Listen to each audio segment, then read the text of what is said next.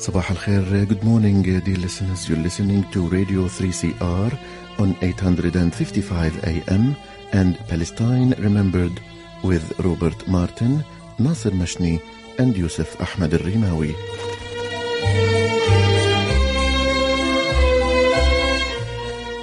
Palestine Remembered is Australia's only English language radio program that is totally dedicated to Palestine.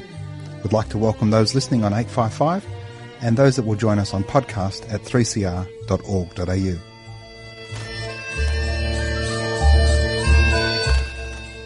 Thanks for joining us. Stay with us and enjoy the episode. Bringing you the news and views and the untold side of the Palestinian struggle for freedom from a Palestinian perspective. Good morning, listeners, and welcome to another episode of Palestine Remembered. Today we come to you after the tragic death of Sheik Khader Adnan, another Palestinian martyr who died in Israeli jails this past week after his fifth hunger strike whilst held in administrative detention. I'm honoured and humbled to be joined by a couple of Palestinian international solidarity activists from the Samidoun, the Palestinian Prisoner Solidarity Network. Good morning, Charlotte. Good morning, Mohammed. Good morning. Shukran for having us. Good morning, and thanks so much for the invitation. Charlotte, why don't you tell us a little bit more about Samidoun?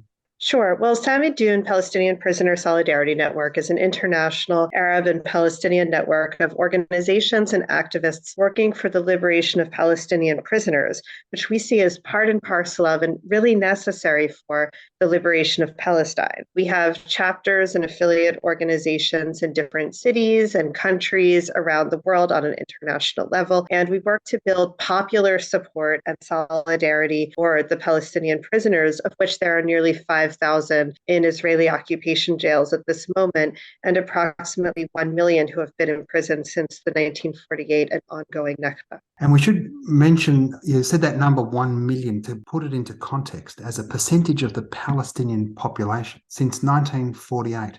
It's something of the order of 1 in 7 Palestinians has been incarcerated at any time in their life. Yes, absolutely. And I mean, currently, for Palestinian men in the West Bank and Jerusalem, approximately 40% of Palestinian men have been imprisoned at some point in their life. And the only reason the percentage is as quote unquote small as it is, even though that percentage is quite large and indicative of mass incarceration, is because of the fact that so much of the Palestinian population has been forcibly exiled from their homeland and denied the right to return. Mohammed, you're a Palestinian, so Charlotte is speaking to us as an adopted Palestinian. She's one of us. I know how I felt. I know how my friends, our Palestinian community here in diaspora, ethnically cleansed in Australia, how we felt after hearing the news of Khader's martyrdom. Can you take us through Khader's story and how you came about it and how you felt? I mean, there is a specific relation, I think, between the existence of Samidoun and me as a Palestinian joining Samidoun and Sheikh Khader Adnan.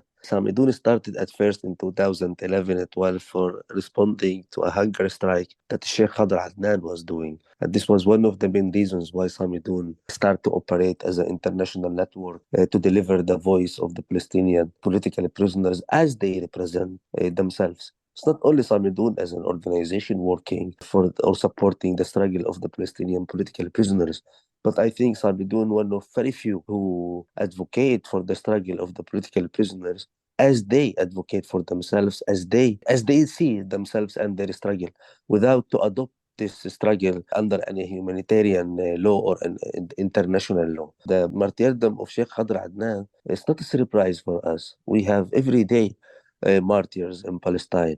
But I think the significance of Sheikh Khader Adnan and Basil al-A'raj, and this history goes to Ibrahim al-Ra'i, Palestinians leaders from the political prisoners movement who insist to turn the prison to a castle of education and struggle to a strong front of confrontation with the Zionist occupation. Khader Adnan, he knows very well that he will pass away and he will be martyr. He wrote what he wanted to say before he passed away.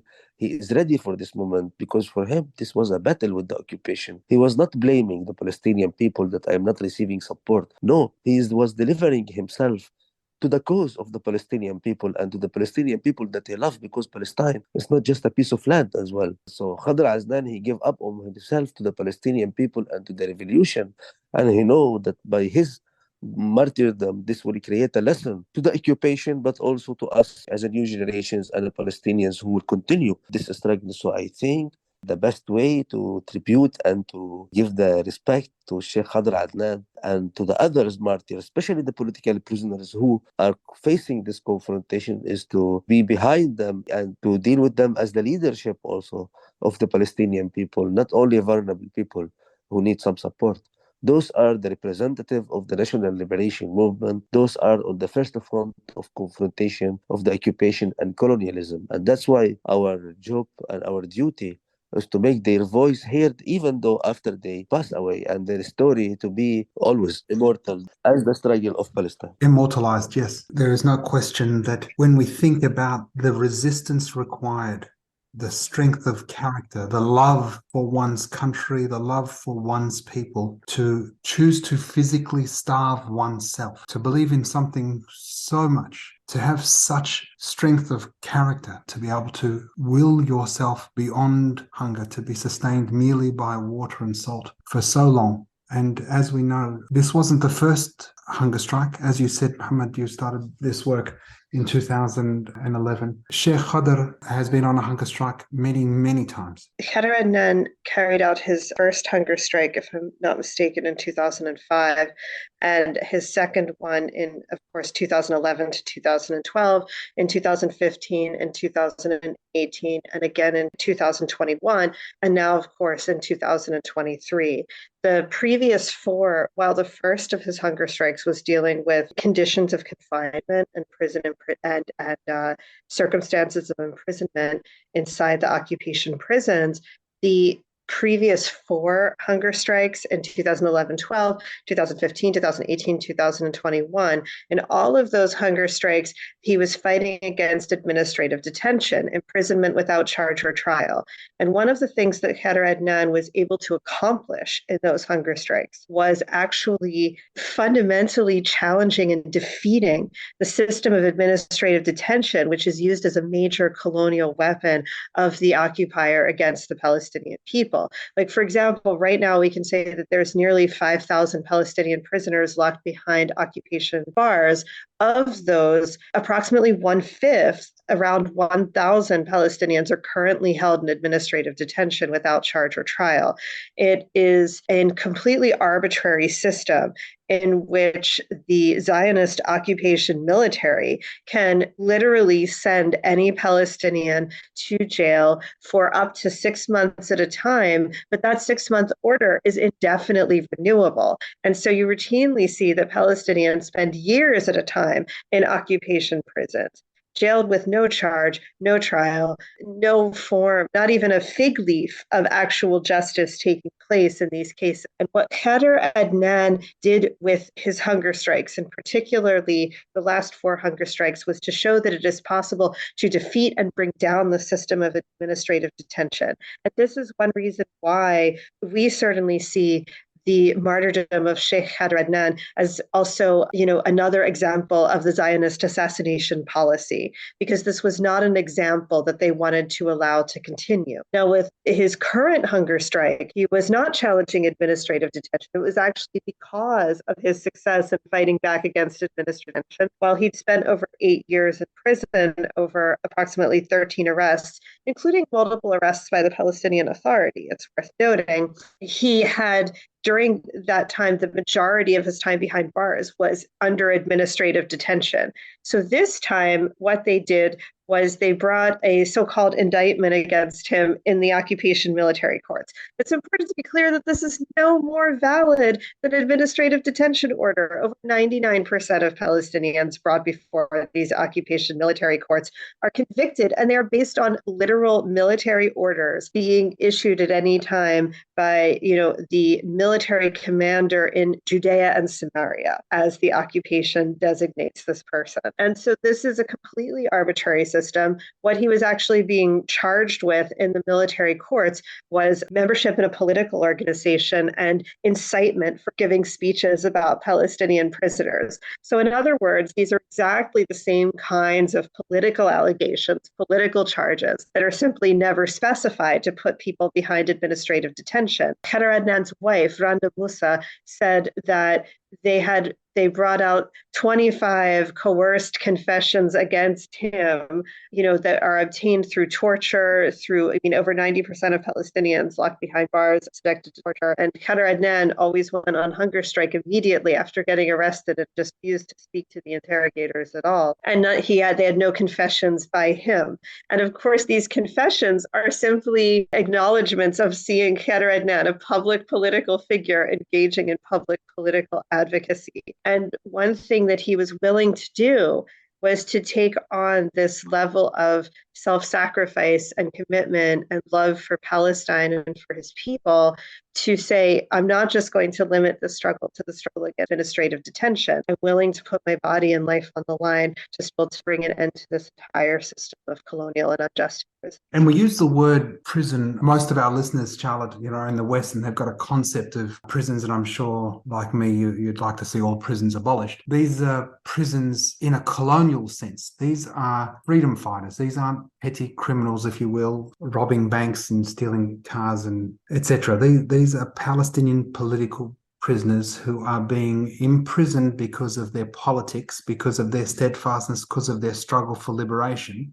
And that doesn't fit in with the colonial occupying mindset. Mohammed, the occupation destroyed Sheikh Khader physically, but not spiritually. I've seen and read a copy of his will, and as heartbreaking as it is to read, it's most uplifting in its spirit and its message to his people and to his family and country. Thousands of Palestinian youth today are following Sheikh Khader Adnan, not only in Palestine, in the Palestinian diaspora as well. The first response was after the martyrdom of Sheikh Khader Adnan was an action done by the Palestinian youth who are refugees for the second and third and maybe fourth time in Berlin, in Germany, where the German state also is following the repression of the Israelis, and they are repressing all the Palestinian community and prohibiting all the demonstrations for Palestine, even not allowing people to raise the Palestinian flag, criminalizing all the solidarity work that is done, and also criminalizing the Palestinian German community who was part of this struggle. This is where we see also Sheikh Khader Adnan used to play a very important role by sending solidarity message to the prisoner George Ibrahim Abdullah, who is imprisoned in France, or with the black prisoners in the US. He was very aware about how the struggle of the Palestinian prisoners locally is connected with the international movement of the political prisoners around the world who are fighting at the same wall, in the same front, colonialism and occupation and repression. Second, I don't think only the prisons in Palestine is just the buildings that is built by the Israelis. Palestine itself is, while it's occupied, the Palestinian people in general, I think we live in a huge, very big prison. Gaza is a very open prison. The West Bank today, with all the checkpoints and the settlements, is a more dangerous prison. Our people in 48, they face a lot of difficulties. The Palestinian refugees today in Europe, we still have Palestinians who live in Greece in tents. We still have Palestinians who are living in refugee centers, or they call it centers, but which is refugee camps in Europe, in North Europe. So the situation of the Palestinian people, the suffering, the Nakba, the catastrophe, this is still ongoing. The struggle is still ongoing. And this is represented by Sheikh Khader Adnan. This was done in Palestine, but I think today there is a moment where the Palestinian diaspora as well have to join the struggle, not only to join the solidarity movement, have to be part of the national liberation movement and national liberation project and program, and be part of building the liberation of Palestine, supporting the existence of the Palestinian people inside our homeland who are facing occupation, but also facing Palestinian Authority who is doing security coordination as well.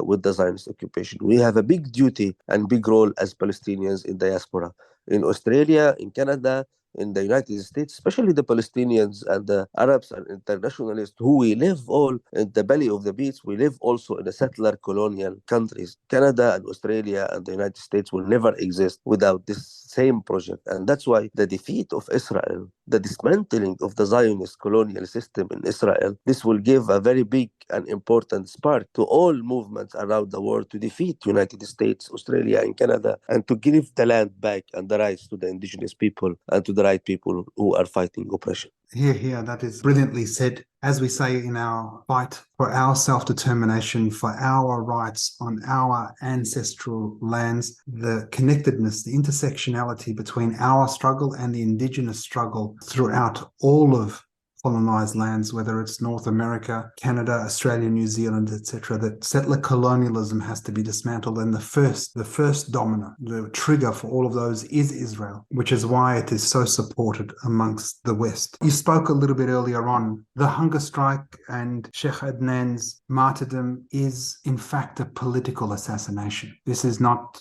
something that Israel can absolve itself of, but rather something that Israel is complicit in. Definitely. Every action in Palestine, every act the Zionist occupation is doing is a political, with full conscience, assassinating children, assassinating leadership, sieging the Palestinian people, beating youth in Jerusalem. This strategy to break the Palestinian resistance soul, this strategy of breaking the knees of the youth who are resisting will fall. It falls in the first intifada, it falls in the second intifada. And now, while we are seeing a new resistance forces emerge in West Bank, armed forces, Palestinians in Nablus and in Jenin, those are also mostly in the refugee camps who are fighting to return back to their homeland. Also, they are fighting the occupation when they are entering the camps and entering the West Bank. So these resistance forces that we see that emerging, also with the resistance forces that is dominating now, what we can see in Gaza, no one can today isolate Gaza as Gaza used to be isolated. Not only the peoples of Gaza, but also the political forces, the representatives of the resistance, they are today more obvious the representatives of the Palestinian people. Me as a Palestinian who are coming from Ain al-Halwi camp, who I see my leadership today on the Palestinian level. I see the resistance forces, I see the armed forces, the political prisoners, the youth who are fighting on the ground. Not a corrupted leadership who are seeking to have a piece of land for the bankers and for some of the Palestinians owners of some multinational companies who have direct interest and benefit with the occupation and with imperialism and with colonialism, and they are on the camp against the Palestinian people. So of course the assassination of Khader Adnan is very political. The occupation itself is very political, but also we have to note that this Zionist project is not only supported by the West or by the colonial states around the world, but this is their baby project. Israel will never exist without the fund and the total support that they are receiving literally from the European Union. We saw the representative of the European Union at the Commission in her speech when she say happy birthday of Israel. She knows very well that this happy birthday exists based on the ethnic cleansing that we face as Palestinians, and that's why we are here in Brussels today and in Berlin as refugees. But this is their colonial tool in the region, and that's why the defeat of Israel is the defeat of the EU and for Canada and for Australia and for the United States. And the defeat of Israel is a victory not only for the Palestinians, but also for the Yemenis, for the Iraqis, for the Syrians, for the Sudanese, for the Filipinos, for the indigenous people, for the black people, and for everyone. Defeating Israel means defeating imperialism and capitalism in the first front. Absolutely. Brilliantly said. We're joined by Muhammad and Charlotte from Samidoun, the Palestinian Prisoner Solidarity Network. Ladies and gentlemen, don't forget May 13 around Australia, the National Day of Action commemorating 75 years of Nakba. Go to apan.org.au, that's apan.org.au, apan.org.au to find out where your city is meeting on the 13th of May. That's next Saturday for the 75th commemoration of Nakba, the ethnic cleansing of Palestine. I hope to see you at one of those events. I read a lovely note from the Bobby Sands Trust, who sent out a tweet in commemoration of the martyrdom of Sheikh Khader. And there's a couple of beautiful quotes in there. One of them from Sheikh Khader says, "Our freedom is the most precious thing we have. Green lands, perfumed with the scent of Palestine, carried me. The occupier will never understand our story and our love for our land." And that was complemented by another martyr, Bobby Sands, who said, "Our revenge will be the laughter of our children." Really, really touching words. Charlotte, Why don't you tell us a little bit about some of the actions that you and your team coordinate? Sure, absolutely. And just to note that during Khader Adnan's hunger strike on various occasions, current Irish Republican prisoners in British jails actually engaged in solidarity hunger strikes and actions in support of Khader Adnan. And that when he won his freedom, he issued a statement of solidarity with the Irish people and of gratitude to the Irish people for that long running, this going back to in 1980s, so when Bobby Sands was on hunger strike, when Irish political prisoners were exchanging messages of solidarity from the H Block to Nafha prison, that this was continuing on into the present day. And that Khader Adnan was one of the primary people kind of carrying on that tradition of active international solidarity between the prisons. So Samidoun is an organization that focuses on grassroots advocacy and organizing. So that means working with movements in our communities, working with social justice organizations, trade unions, student groups, people who are organizing for racial justice, people who are fighting back against all forms of colonial repression, to pass resolutions, to make statements, to organize demonstrations, to take to the streets, to undertake direct disruptive actions, to hang up posters and banners and signs, to mobilize political pressure on elected representatives in government, to make it clear that supporting the Zionist occupation is actually something that can have a cost locally as well, and that it can no longer be tolerated or accepted by people. Because we believe that it's really important not just to confine the advocacy for Palestinian political prisoners to kind of a specialized function that takes place only, for example, in UN institutions, or that you have to be a lawyer to advocate for Palestinian political prisoners, that instead you can be anybody, because the Palestinian prisoners are the leaders of the resistance. They are the people that the Zionist occupation has seen as being so much of a so-called threat to this colonial project that they want to lock them behind bars. And these are men and women, children and elders. These are students and teachers. These are workers and farmers. These are the leaders of the student movement, the labor movement. These are freedom fighters and resistors by all mechanisms and means who are being locked up behind bars. And so just as we've always seen in movements against colonialism and movements for social justice, the most effective strugglers who are mobilizing their communities are those who are targeted with this weapon of imprisonment. And so just a couple of days ago was May 1st, International Workers' Day, and Samidoun chapters were active and out on the streets in cities around the world, carrying the images of the prisoners, distributing information, and getting people who are out on the street for justice or the working class to stand with justice for Palestinian prisoners. And I mean, in all of these demonstrations, people were carrying the posters of Khader Adnan and talking about his case and talking about his 85 at that time days on hunger strike. And so it was the martyrdom of Khader Adnan is something that we see as a critical reminder of why we cannot just be satisfied with the work that we're doing. And we have to constantly struggle to make it bigger, to make it better, to make it louder, and to build that kind of popular international base of support for the Palestinian people, the Palestinian prisoners, and the Palestinian resistance. And that this is something that we can do by organizing in our communities, in our cities, on our campuses, and to hold these governments accountable for the crimes that they're committing and they're part of. Because the fact is that every single one of these Western governments or settler colonial powers, including Australia, that continue to provide support for the occupation regime, are complicit in the martyrdom of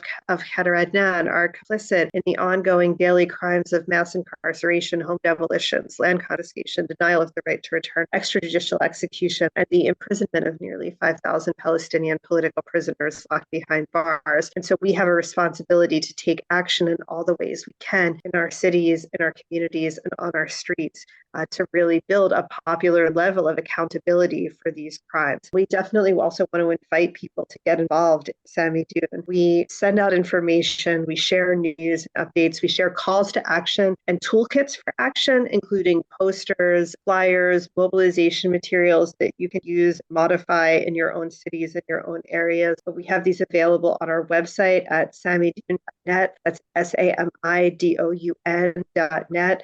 And we also would love to talk with people who are interested in setting up a chapter or becoming an affiliate organization or simply developing a partnership between existing organizations and the work that we're doing to make all of our collective work more united and stronger, to live up to the example that the Palestinian prisoners, including Sheik Khader Adnan, set for us on a daily basis. That's brilliant, Charlotte. Thank you so much for that. Listeners, there'll be a link to Samidoun's website in our podcast. So you can go there, you can subscribe to their mailing list.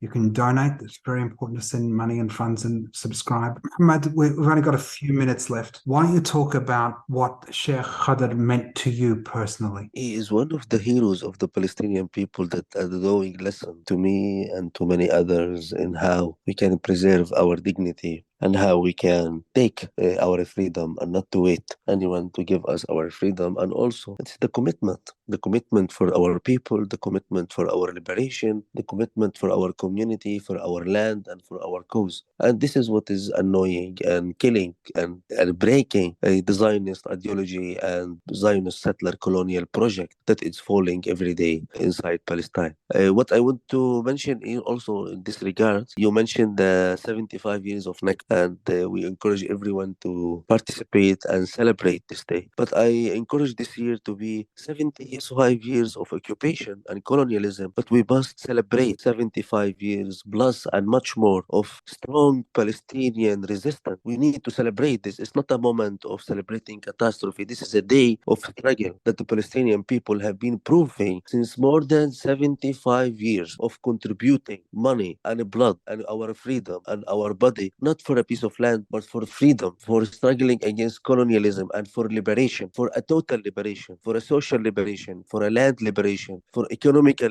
liberation, and so on. I also will encourage what Charlotte said, people to join Samidoun, but also Samidoun is part of a broader new Palestinian social and political and popular movement called Masar Badil, the alternative revolutionary path. We encourage people to join this movement, Palestinians, Arabs, and internationalists in diaspora, inside Palestine, anywhere, to be part of the struggle for Palestine and for us in this 75 years to announce as Palestinians in diaspora that we will take our role back. We will defeat Oslo, we will defeat Madrid, and we will defeat the corrupted leadership, and we will rebuild our national liberation movement. We will be committed to our duty to protect and support and defend our people back home, but also to build back our institutions and organizations, community organizations that will enable us to mobilize ourselves to defeat our enemy, because our enemy is not only in Haifa and Yafa and in Al-Quds and Gaza. Our enemy in Australia and Canada and in Brussels and in Berlin and in Paris. And we see how our community is facing this danger. Our community abroad and in diaspora, we are also part of the working class struggle, but we are also part of the struggle against fascism and against racism. And this is what we face here as well. Apart that we are Palestinians, but we are still Arab, Muslims, people of color, that we are facing discrimination and facing racism where we exist. So struggling for our liberation in Palestine means also being involved in the local struggle for housing, for the local struggle against racism and so on.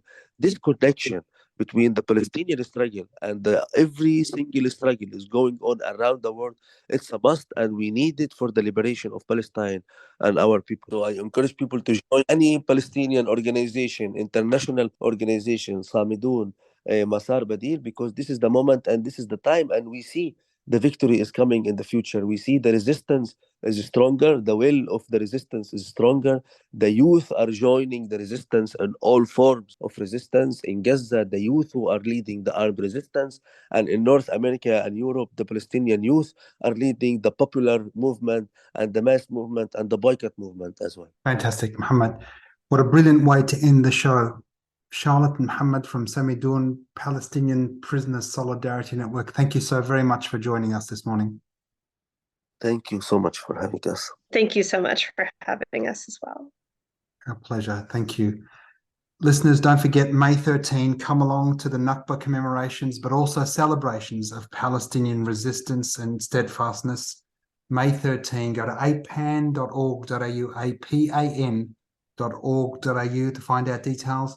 Also go to the podcast link to find details on how to hook up and join Samidoun, the Palestinian Prisoner Solidarity Network. Thanks for listening. Tell your friends, and remember, there's never been a better time for a free Palestine.